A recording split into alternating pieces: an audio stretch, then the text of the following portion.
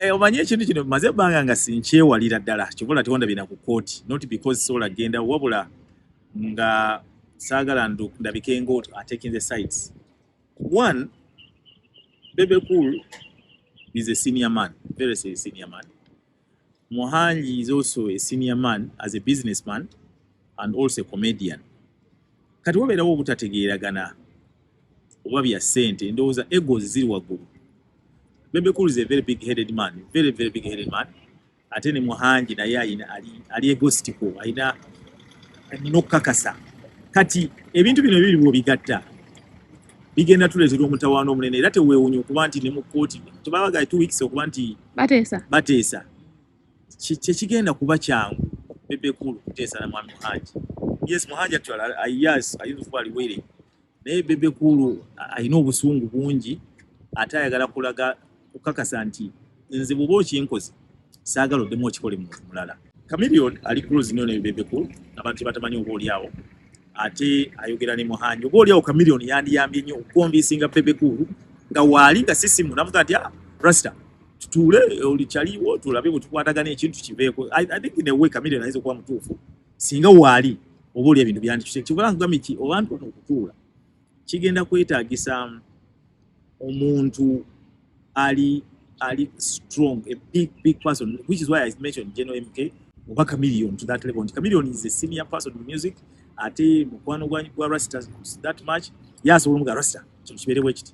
So ayinza okuba mutuufu enewe obutabeerawo kwe kuyinza obutaleeta nkwataganeyo mangu.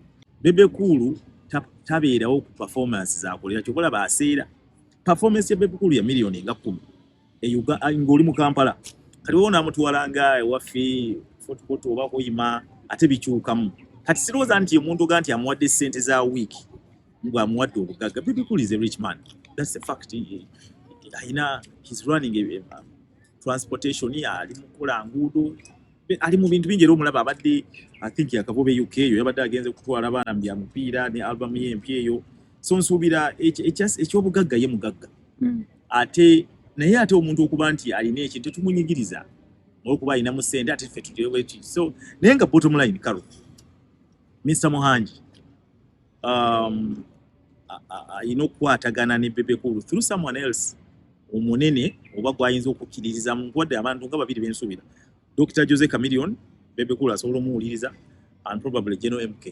Abantu basinga bakimanyi oli mukwano gwa Bebe Cool ate bakimanyi oli mukwano gwa Muhangi. Kituufu. Since Chameleon tali mu ggwanga lwaki tobayambako?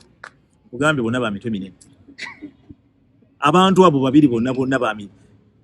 You see, omuntu ng'omukyaliwo ng'omanyi nti wa mutwe munene naawe akusobera akutabukako.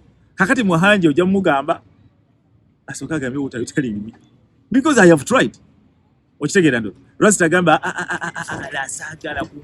So these are two big-headed. Nga bwe gaye bantu ba they are stubborn. Kat Alex is a stubborn man on ali musajja to kizibu.